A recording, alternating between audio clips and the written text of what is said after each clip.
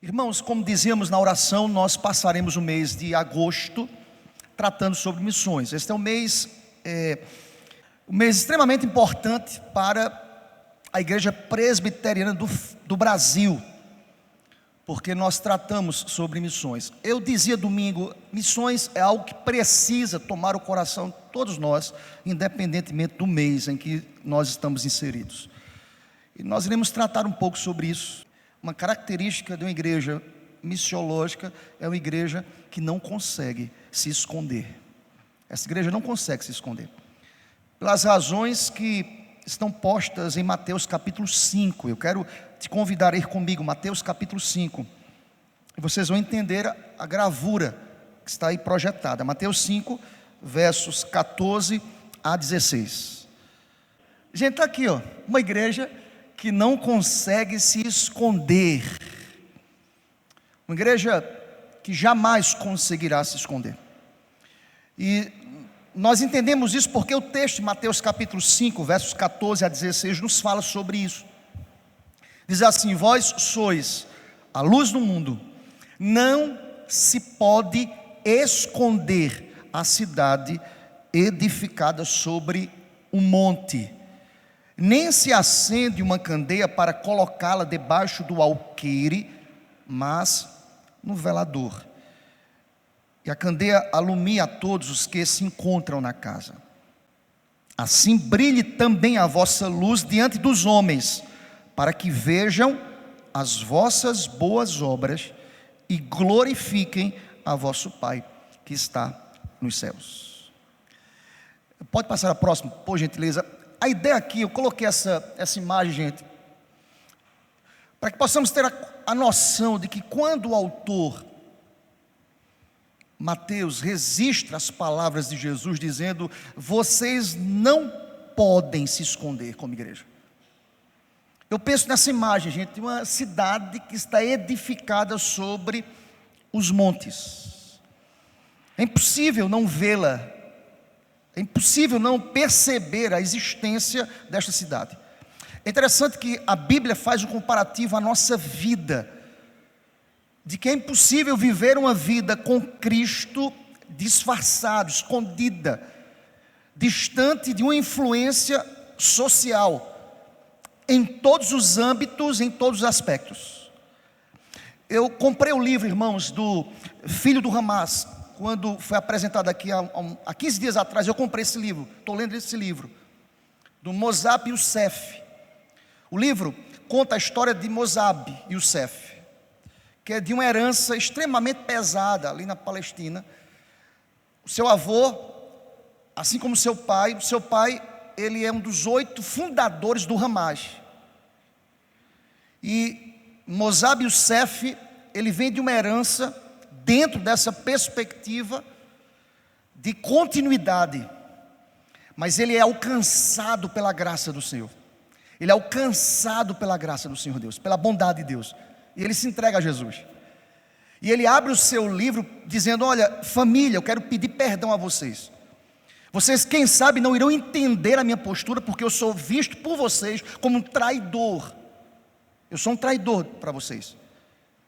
E quem sabe vocês não irão entender o que eu fiz, quem sabe aqui na terra, mas vocês irão compreender isso lá na eternidade. Eu amo vocês, eu dedico esse livro a vocês, mas eu sei que a visão que vocês têm a meu respeito hoje é que eu sou um traidor das tradições do Hamas da nossa família.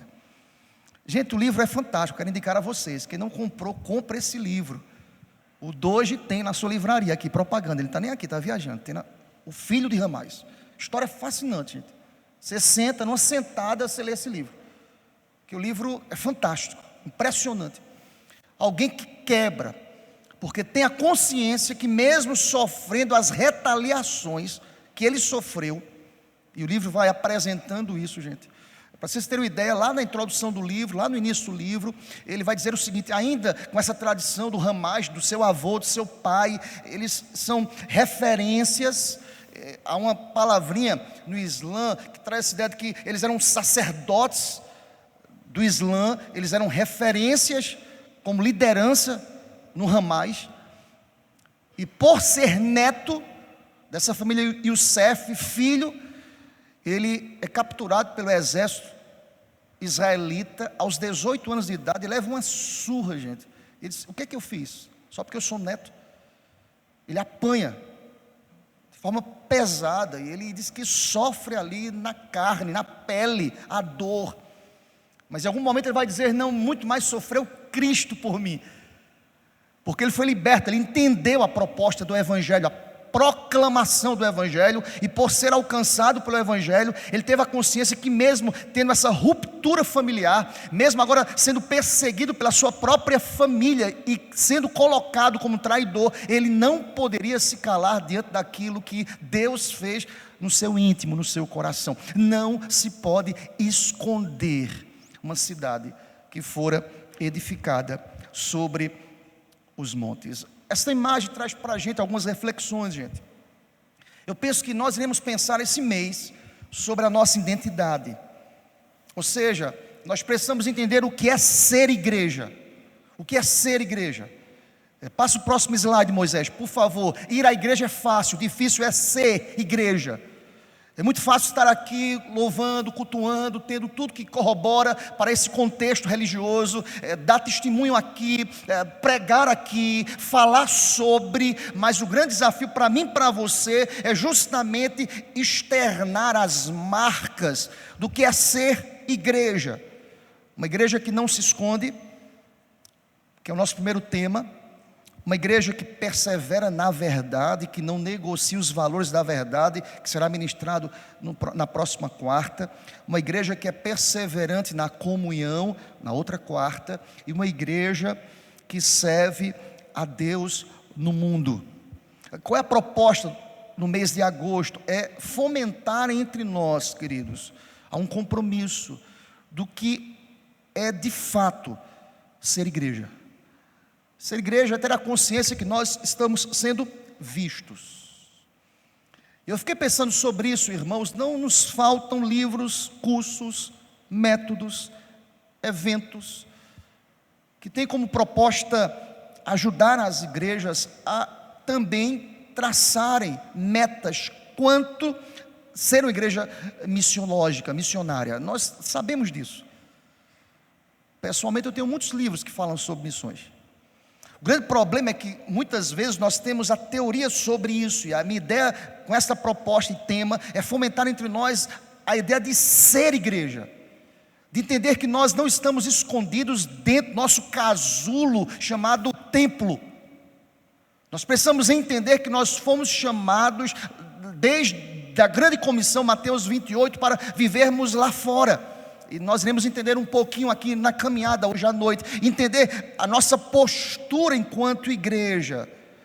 E eu quero que vocês entendam que ser precede falar sobre, fazer, ter uma agenda missiológica.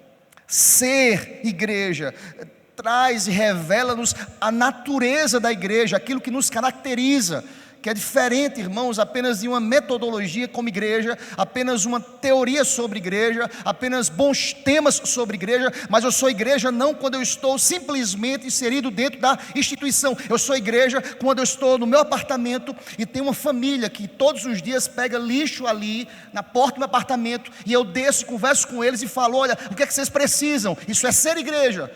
É muito mais do que estar escondido por trás de uma instituição, seja ela religiosa ou de assistência a carentes. Ser igreja é ser igreja como pessoa, independentemente da instituição em que eu estou inserido.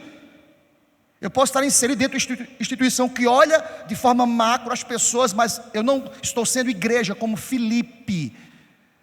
Eu não posso me esconder, porque a minha vida foi edificada sobre os montes. Você entende isso? Amém, meu irmão? A minha ideia aqui durante essa palestra aqui, ou essa palavra, é fomentar em nós a consciência do que me caracteriza como igreja.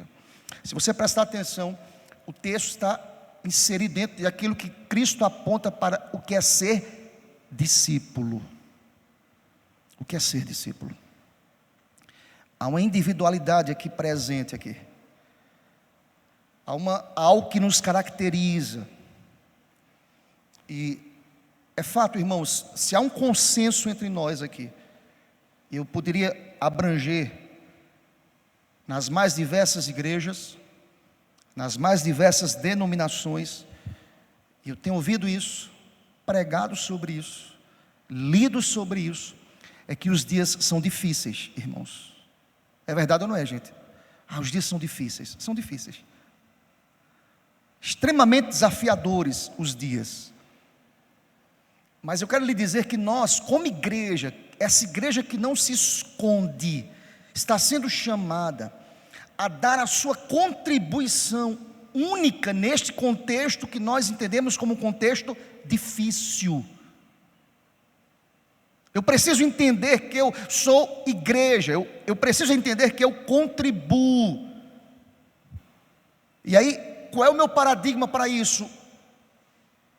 Em Jesus, Deus se revela como Deus que serve, que não se escondeu, que serve, que está apto para servir e não se esconder. É natural que quem se aproxima de nós enxergue Deus ou não, um Deus que em Cristo serviu, o Deus que serve.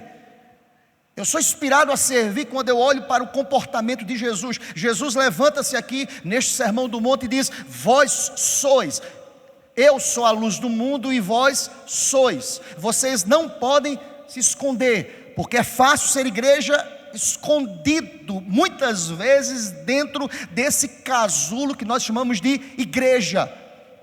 Aqui é muito bom, irmãos, é muito fácil, tudo corrobora para isso. Tem música, eu gostei muito do louvor, hoje é uma bênção, irmãos, bênção. Tem palavra, tem alguém que estudou e se preparou para alimentar o teu coração aqui hoje, amém, meu irmão? Algum erro nisso, pastor? Nenhum. Mas ser igreja é muito mais do que frequentar, é ser. É aquilo que nos caracteriza como igreja. Uma igreja que é outro-centrada. Mostra esse slide aí, por favor, Moisés, passa aí. É uma igreja que está ligada. E a expressão aqui que eu quero usar é essa, é uma existência outro-centrada. Percebe, irmãos, vivemos hoje um contexto de uma igreja em si mesmada. Eu posso, eu decreto, eu quero, a bênção é para mim, eu quero ser abençoado, eu vou para a igreja para ser abençoado. Não, eu vim para a igreja para adorar a Deus. E eu sou igreja para ser instrumento de Deus na vida desta sociedade corrompida, em nome do Senhor, amém, igreja? E a ideia aqui de uma igreja que não se esconde, é uma igreja que é inspirada por Cristo a servir, a dar a vida, a generosamente doar o tempo, os bens, o serviço, para abençoar as pessoas.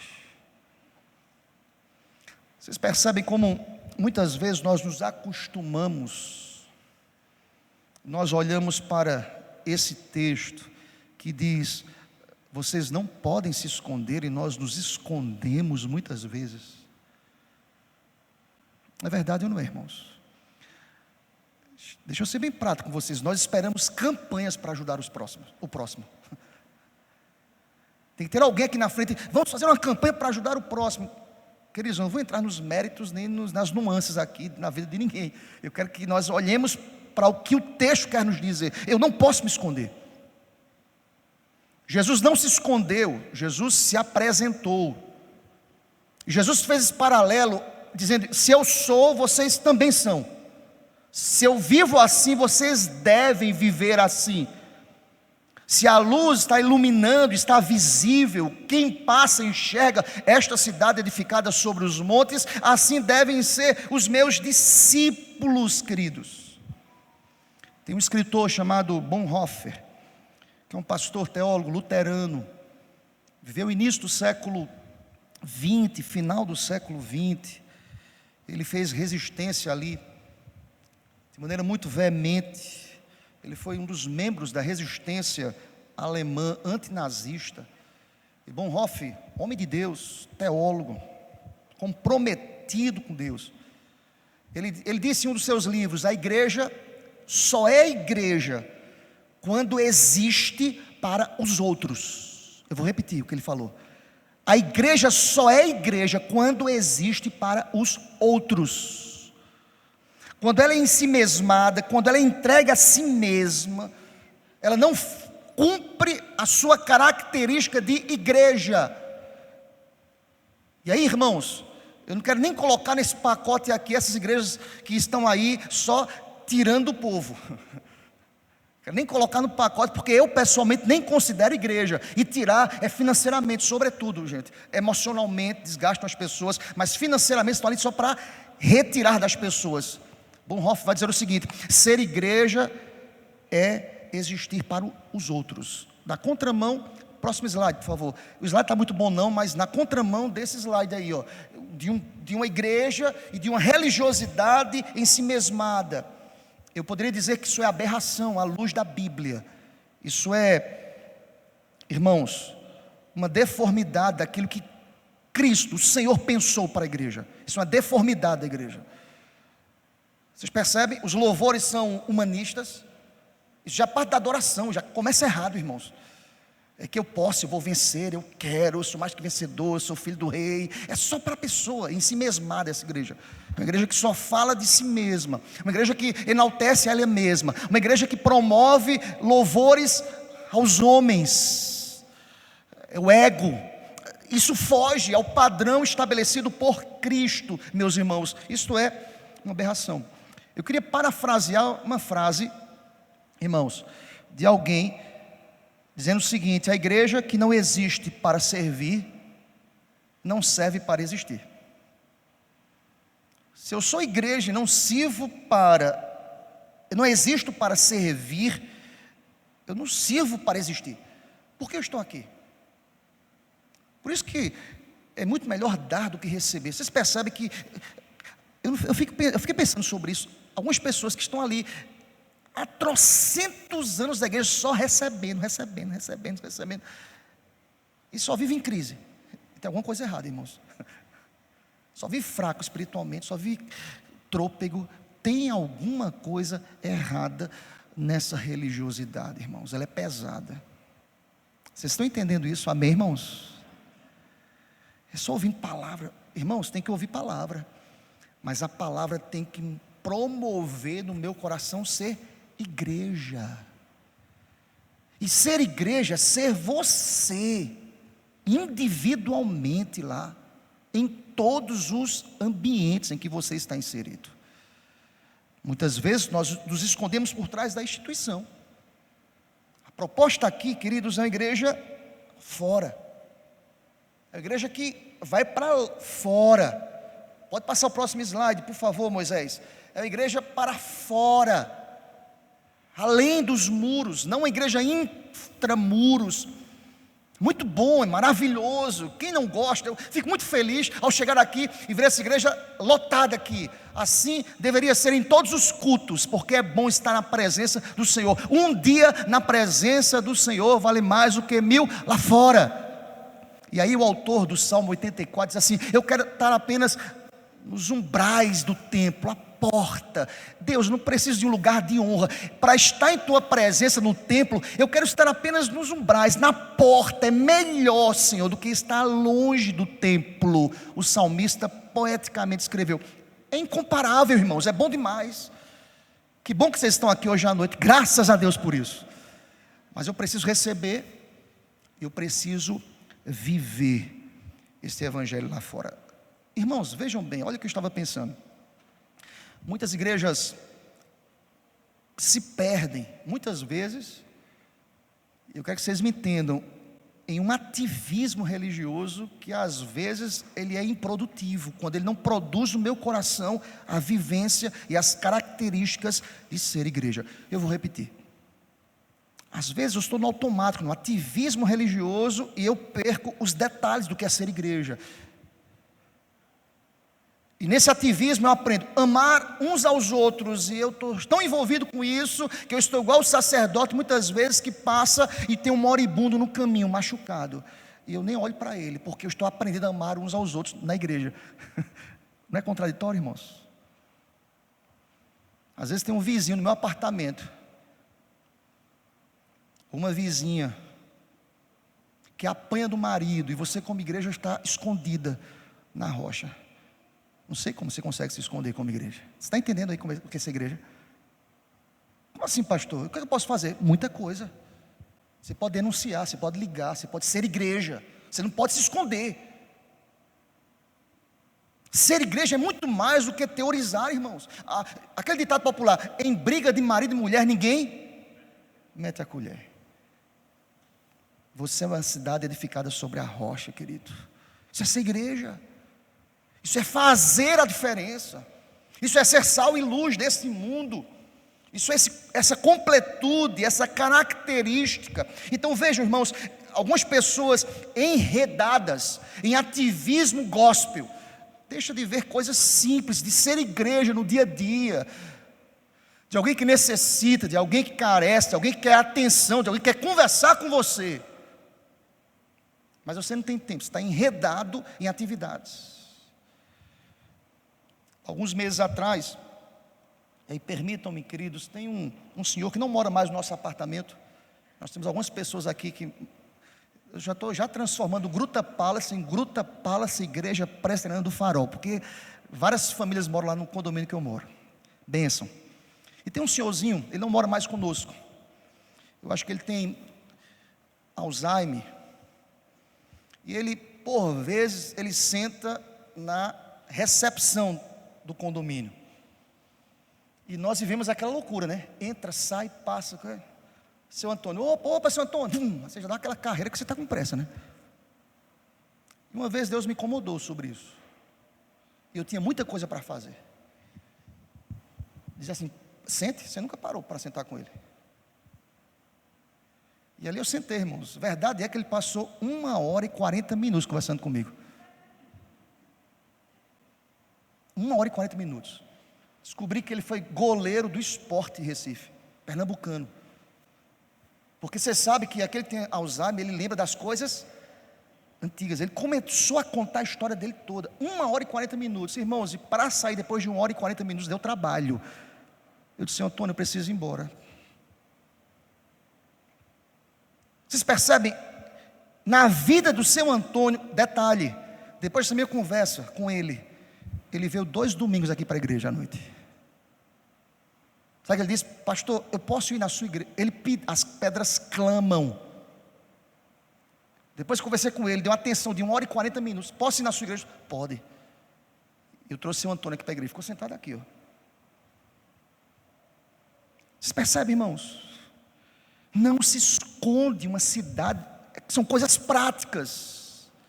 Às vezes estamos enredados em nosso ativismo, e nós não observamos a vida real, o dia a dia, irmãos.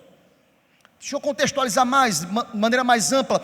Nós precisamos insistir nos nossos ministérios, que são importantes, entre eles, SCC, EJC, Acampeja, Acampa Kids, acampamento dos homens, acampamento das mulheres, com estratégias evangelísticas, sim, porque nós entendemos que a igreja tem que ir para fora dos portões. Mas vejam, muitas vezes nós nos escondemos por trás desses ministérios, nem convidamos pessoas não crentes, e isso muitas vezes tem sido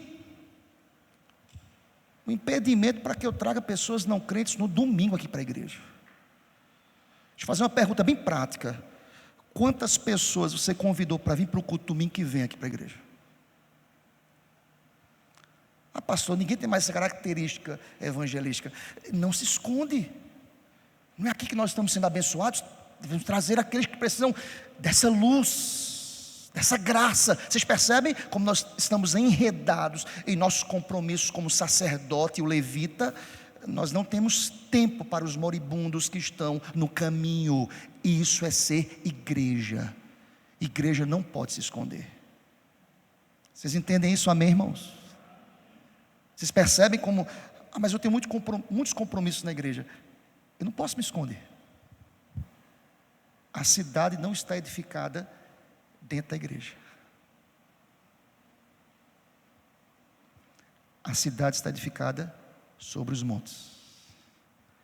Todo mundo está. Quando eu falo em todo mundo, eu penso, irmãos, o espírito contextual aqui, se você olhar para o Mateus capítulo 5, Cristo está construindo uma ideia. Primeiro ele diz que nós somos o sal da terra, e tem uma função de negação, que age secretamente o sal. E a luz, por outro lado, tem uma função positiva. A luz brilha aberta e publicamente. Veja que contextualmente o texto é completo. Fala do sal, que age secretamente, mas automaticamente, concomitantemente, o texto continua dizendo: vocês também são não só sal, que age secretamente, que há uma experiência ali de negação, de mortificação, de conservação, de preservação, mas age aberta e publicamente, como a luz. Vocês também são luz, e louvado seja Deus por isso, amém, meu irmão? Eu não posso esconder. Próximo slide, por favor, Moisés. Diz assim o texto: vocês são a luz do mundo. Não se pode esconder uma cidade construída sobre um monte. Vocês são, quem é discípulo, é luz do mundo. A função da luz, irmãos, ela é positiva, ela brilha, aberta e publicamente. As duas metáforas, sal, e na completude do texto que lemos, a luz, é perceptível, se completam, sal e luz. Tem muita gente dizendo: eu sou sal, mas não consegue ser luz nesse mundo, não consegue influenciar. E aí, eu fiquei pensando e meditando sobre a palavra luz na Escritura. Luz, nós sabemos, indica, por exemplo, o verdadeiro conhecimento de Deus. Indica que nós temos percepção da bondade, da justiça, da veracidade. Luz, na mente, traz a ideia de deleite, de alegria, de verdadeira felicidade. Luz traz a ideia do que há de melhor no campo da sabedoria. Traz luz, Senhor, mas também traz luz na perspectiva do amor. Mas a luz está em contraste com as trevas, do que há de pior no campo da ignorância, da depravação, do desespero. Nós somos luz, irmãos, nós temos conhecimento, e Deus haverá de cobrar daqueles que têm conhecimento. Nós temos. Glória a Deus por isso. A luz brilhou no nosso entendimento, louvado seja Deus. Eu não sou mais ignorante quanto aos aspectos sociais, por exemplo. Eu não sou mais ignorante quanto ao meu serviço. Eu não posso ficar mais oculto como uma cidade que for edificada sobre a rocha. Assim como o sal, eu acho fantástico o sal e luz aqui. Assim como o sal se dissolve em seu serviço, porque o sal se dissolve para preservar. Aí eu fiquei pensando: eu preciso me gastar na igreja, como crente, como discípulo. Ninguém está mais nem aí, pastor. Eu preciso me gastar para preservar os valores absolutos como sal. Louvado seja Deus, aleluia. Mas a luz também se desgasta para brilhar. Ela se desgasta, ela trabalha, irmãos. Ela brilha, ela cumpre o seu objetivo. A ênfase aqui é do serviço, do compromisso, do sacrifício e do compromisso de serviço daquele que é discípulo do Senhor. Olha para o texto. O texto vai dizer na parte B: não se pode, eu quero enfatizar isso. Pode passar a próxima imagem, por favor, Moisés. Mais uma vez, a ideia de uma casa, uma cidade edificada. Não se pode esconder a cidade edificada sobre um monte. Verso 15: nem se acende uma candeia para colocá-la debaixo do alqueire, mas no velador, e alumia a todos os que se encontram na casa. Eu não sei vocês, mas a Bíblia ela é fantástica. Porque alguém poderia dizer: olha, o texto só fala sobre um aspecto de uma cidade que for edificada sobre os montes e é visível de maneira externa, para os de fora. Jesus é perfeito. Ele toma emprestado, ainda nessa perspectiva da luz, que é visível, que é radiante, que nos traz essa ideia de emitir raios, que traz claridade às trevas. Ele traz para o âmbito da casa.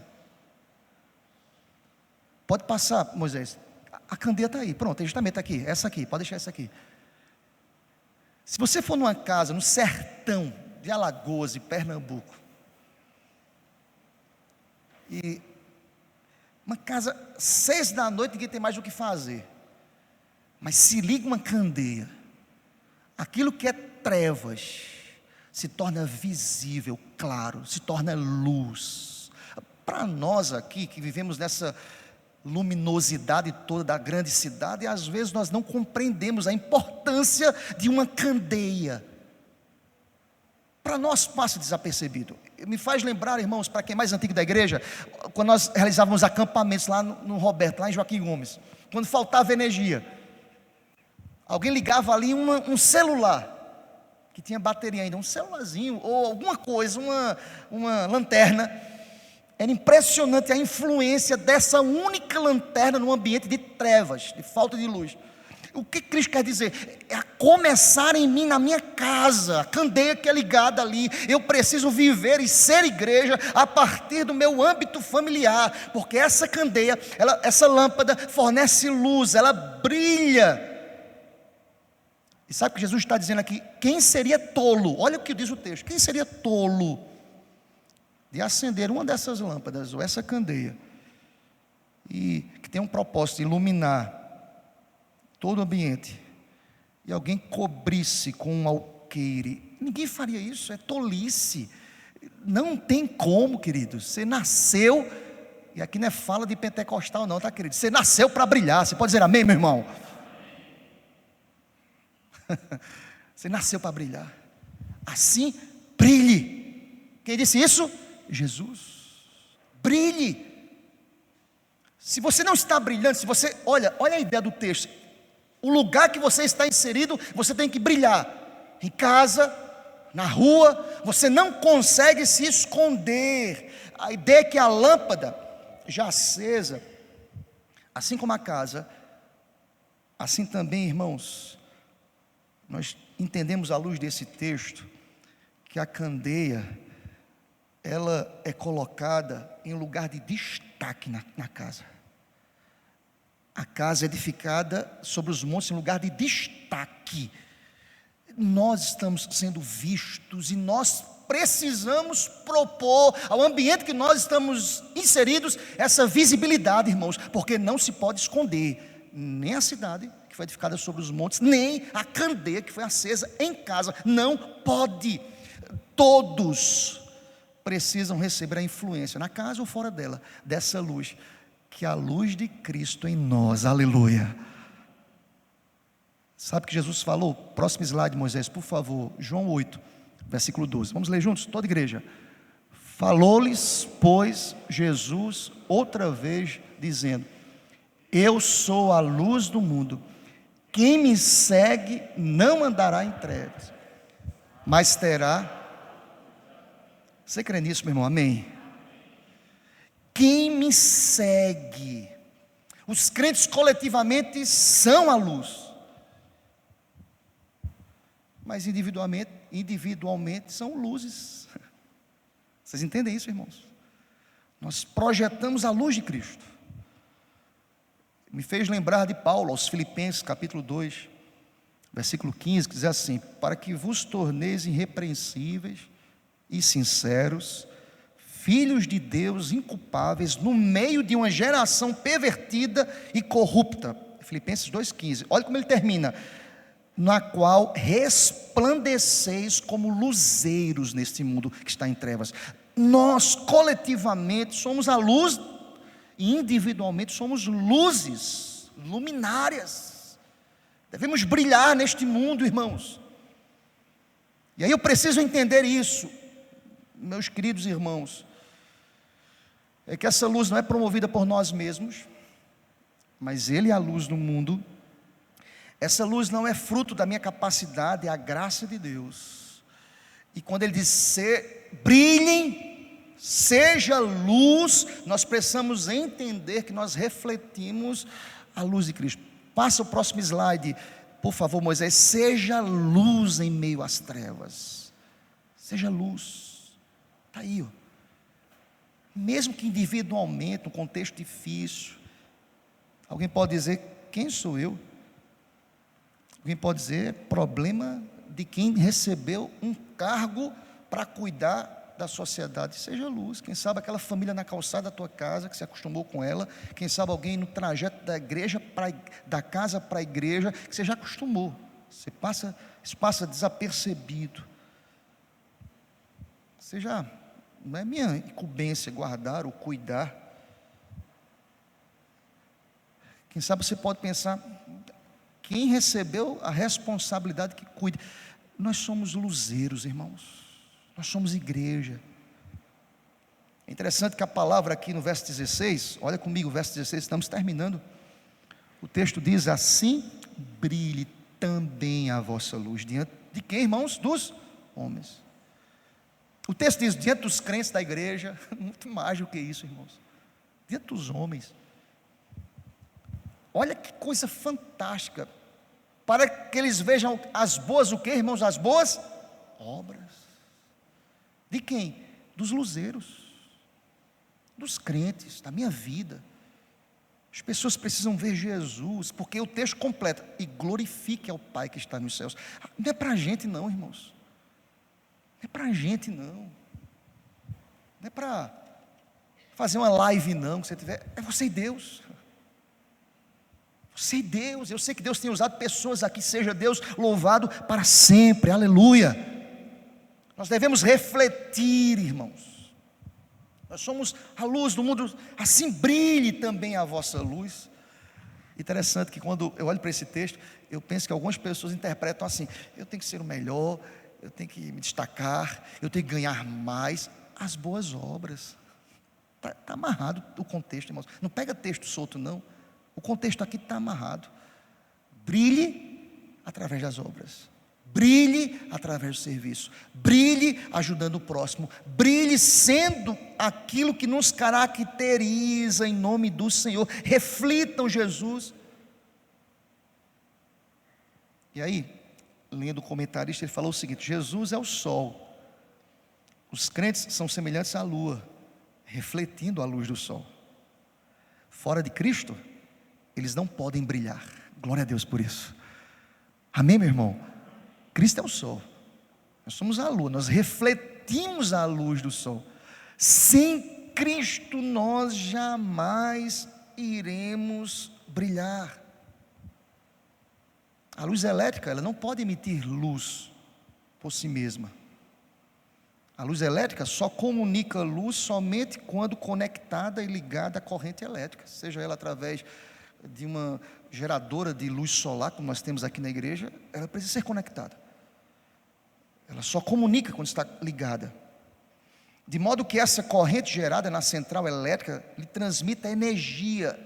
Permitam, irmãos, essa corrente central é a palavra, é o Espírito Santo que nós já temos. Louvado seja o nome do Senhor, que gera em nós essa luz. Assim também, ele diz em relação aos discípulos, assim também vocês que estão conectados com a palavra, assim também, vocês que estão ligados à luz original, assim também, sejam luzeiros para outros, como ramos na videira verdadeira, conforme lemos no Evangelho de João capítulo 15. Quero concluir, queridos, dizendo para vocês que nós, como igreja, resta-nos nos humilharmos diante de Deus, dizer: Deus, nos ajuda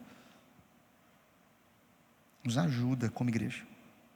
Tem um livro chamado o Discípulo Radical, John Stott. Muito bom esse livro também. O Discípulo Radical. Olha o que John Stott escreve. Ele diz assim, falando sobre as características da igreja, do serviço, ele diz o seguinte: como crianças recém-nascidas, somos chamados a crescer. Como pedras vivas, somos chamados à comunhão. Como sacerdotes santos, somos chamados à adoração. Como povo de propriedade exclusiva de Deus, somos chamados ao testemunho. Como estrangeiros e peregrinos, somos chamados à santidade. E como servos de Deus, Nós somos chamados, guarda aí, queridos, a cidadania, a inserção da igreja no meio de uma sociedade em trevas, para trazer justiça, para trazer misericórdia, para trazer cuidado, para trazer amor. Seja Deus glorificado para sempre, amém. E aí, irmãos, nós não conseguimos nos esconder. Isso é sem gritaria, sem espalhafato, sem tocar trombetas. Nós podemos apontar a luz maior, perfeita, que é Cristo, constantemente.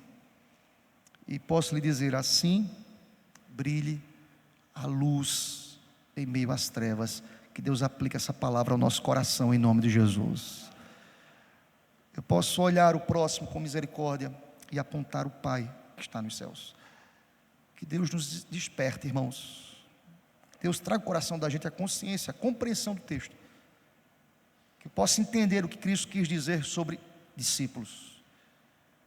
Discípulo que é radical, não radical chato. E tem radical que não é chato? Tem o radical da misericórdia, do amor. Ele que é radical, entender, eu tenho que ajudar. Eu tenho que ajudar. Eu não posso passar um dia sem ser misericordioso. Porque as misericórdias de Deus se renovam a cada manhã, aleluia. Há quem possa viver aqui sem um dia de misericórdia de Deus, que levante a mão. Eu não consigo, porque eu peco todos os dias. Alguém que possa viver sem misericórdia, algum dia da semana, eu não consigo, irmãos. Eu quero e preciso e careço, todos carecem da misericórdia do Senhor, porque todos pecaram e carecem da graça de Deus. Que Deus nos ajude, que Deus nos ilumine, que Deus nos aponte caminhos, como neste texto de Mateus capítulo 5, versos 14 a 16. Não se pode esconder uma igreja. Ser igreja é ser visível. Ser igreja é brilhar. Assim brilhe a vossa luz em meio às trevas, em nome de Jesus. Amém, irmãos.